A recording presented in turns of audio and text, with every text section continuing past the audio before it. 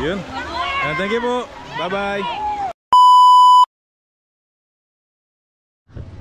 Yun, magandang umaga mga katato. So, kamusta po sa lahat?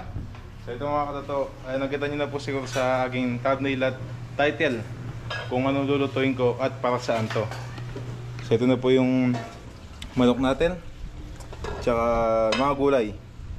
So, ito ay apretadang manok. Yan, may nagpaluto sa akin yung dati kong teacher ng grade 6, si Sir Marvin.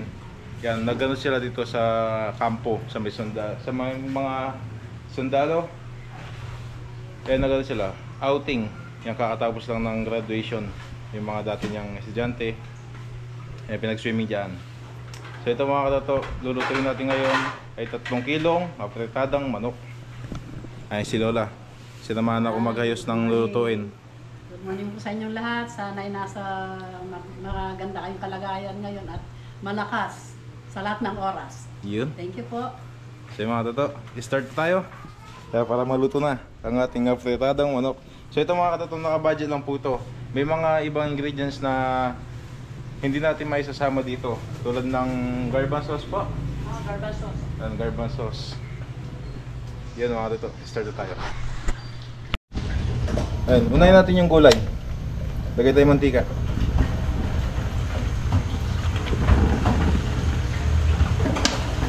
Ito po yung gulay natin. Carrots. Patatas. Tsaka carrots, ito pa lang. Yun.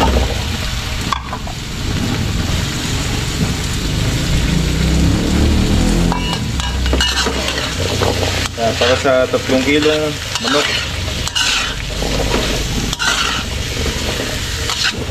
Yung mga bata lang na makakain dito, kaya ayos lang ganito karami. Sobra na din po ito mga katato. Binilang ko.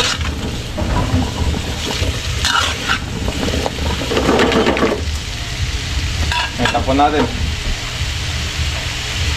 Balikan natin mamaya mga katato. So mga katato, itong gulay okay na po. Panguhin natin.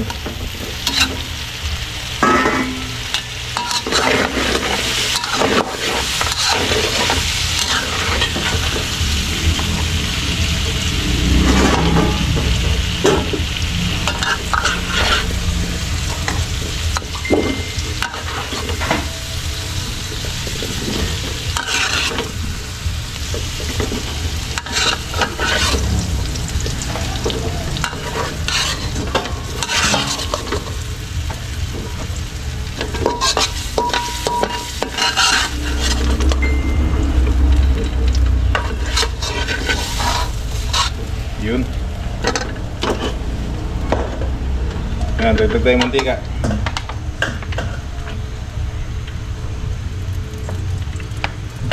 Ayan, start na tayo sa manok. Magigisa na tayo ng bawang sibuyas. Ayan, bawang sibuyas.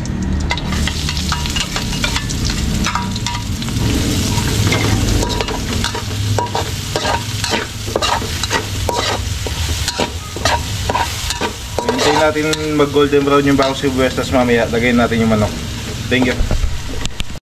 Yan mga katato, okay na ng ating bawang sibuyas. Lagay natin itong manok.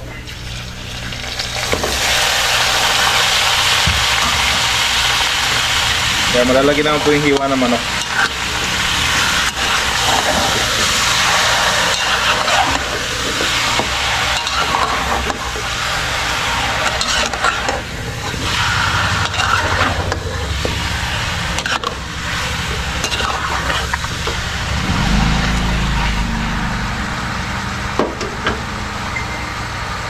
Ay, lagyan natin yan ng patis para may lasa na po yung manok. Patis.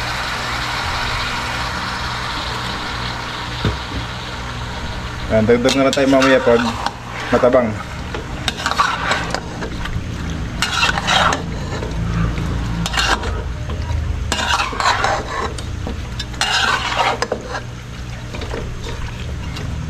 Ayan, takpan muna natin. Balikan natin mamaya. Thank you. So mga katato, maglalagay pala tayo ng paminta tsaka laurel. Paminta. Tsaka laurel mga katoto.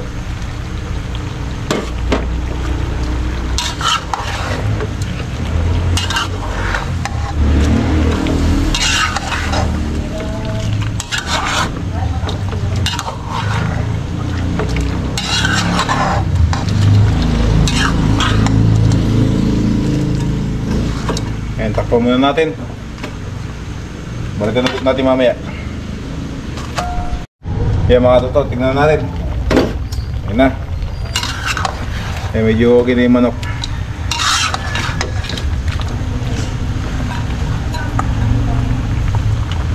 Ilagay natin itong tomato sauce, 1 kilo. Buksan muna natin. Yan, 1 kilong tomato sauce.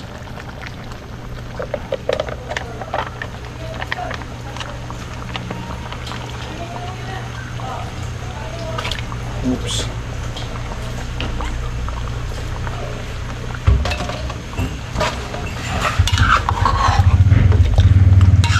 Ay, yung manok nagtubig. Di tayo naglagay ng tubig dito. Ay, sariling tubig yung manok niyan.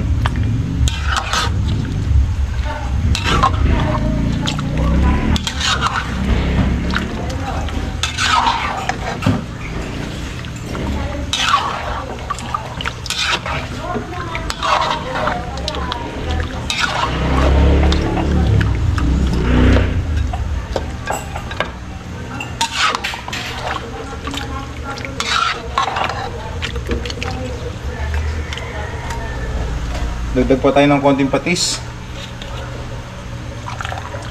Oops.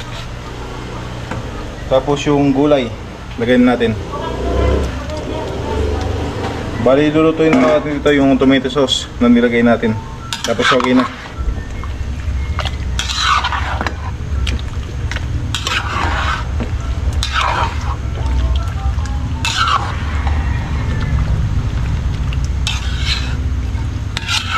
Ayan, balikan natin ito mamaya pag okay na mga toto.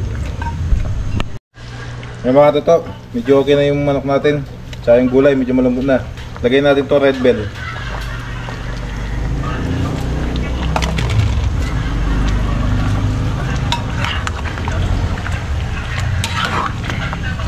Ayan, konti na lang, tapos tikman natin kung tama na yung lasa.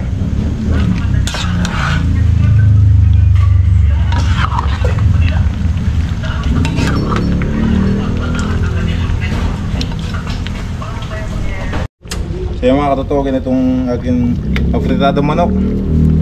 Yan. Kaya dito natin lalagay sa stainless na lalagyan. Ang tawag dito po, ano po ang tawag dito sa lalagyan na ito? Hindi, lalagyan po. Lalagyan. Fine. Stainless na lalagyan. Fine. Kasarola. Kasirola. Dito mga katutugin, dito natin lalagay kasi wala po tayo nabiling lalagyan. Yung mga disposable. So dito na lang. At least to may hawakan at medyo malaki.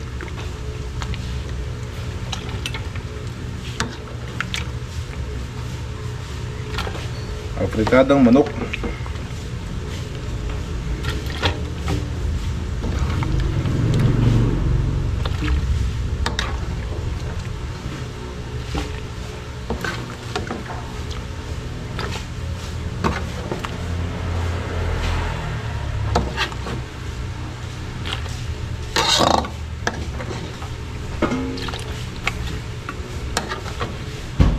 So ito mga katoto, sasabihin ko lang po na hindi po tayo tumatanggap talaga ng order. So ito nag-iusap lang po yung dati kong teacher na ipagluto ko sila.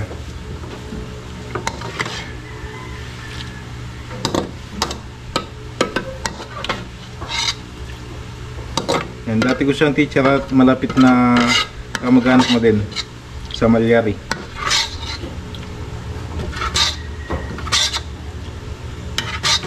Yun. Okay na mga toto. So ito na po ang ating afritadang manok. Yung mga toto, deliver natin to sa kampo. Yan, dala tayong basahan para yung kasama kong magbibit-bit hindi mapasok. Hindi, sarado.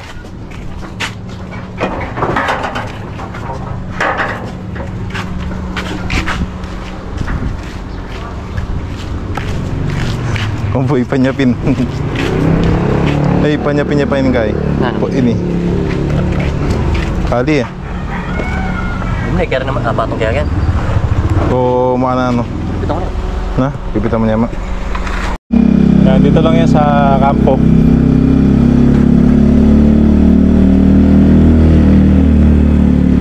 Kaya paalam tayo kung pwede mag-vlog sa loob.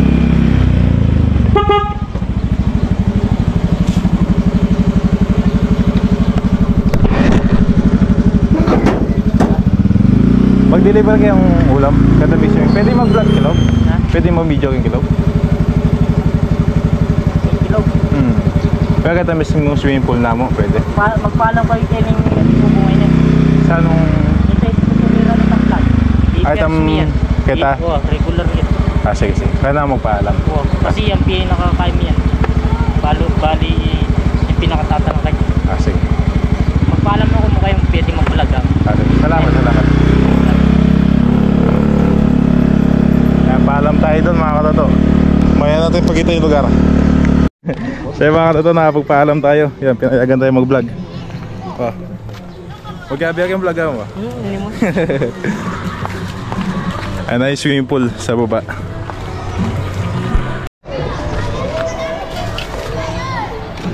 Ay mga estudyante, Sir Marvin. Na? Ay yung ulam. Kumukumoy pasuyo ako talaga din eh.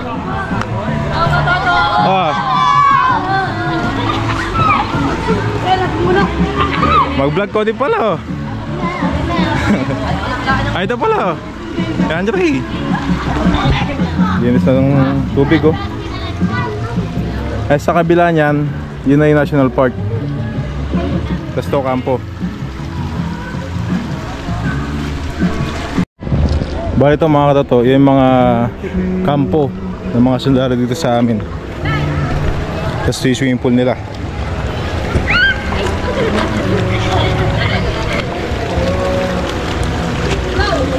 Yan no? Ay pagkita ko sa inyo sa likod. Yung sa likod ito yung National Park. Ay.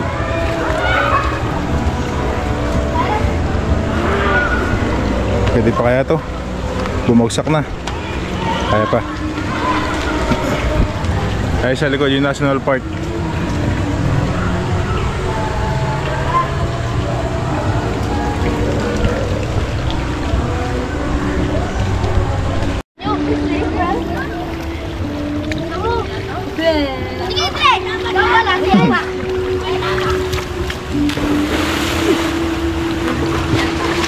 Sino?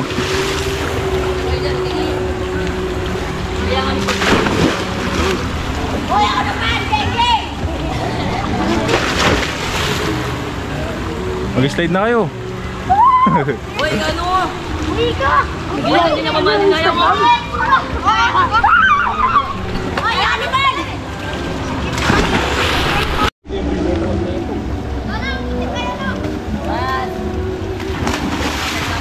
Uy, kita! Kakuya mo naman ko eh. So yung mga katoto, magpapaalam na po tayo sa mga estudyante at si Sir Marvin. Yan, magpapaalam sa kanila. Kaya na-deliver na natin yung ulam.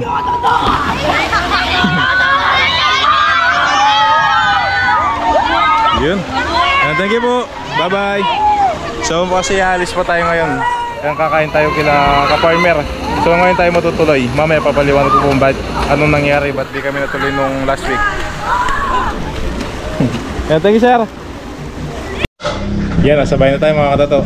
So yung nga pala mga katoto, dahil kaya nga po yung kay ka-farmer, dahil di po kami natuloy noon kasi nung pagtapos po namin mag-pack ni Lola yung mga grocery na deliver natin kay Sir Louie Boy Vlog, ang shoutout po. Yan, pagtapos po namin mag-pack, biglang umulan na malakas yung gabi na natapos. So yan, kaya yun ang dahilan kaya di kami natuloy noon. Kasi alam ko po, nasabi ko doon sa vlog na yun na kakain kami kay ka-farmer. Pero ngayon tutuloy natin. Mainit yung panahon at itiking araw. Hintayin natin si Papa. Pauwi na yun para makasama natin. Tsaka si Mama. Thank you.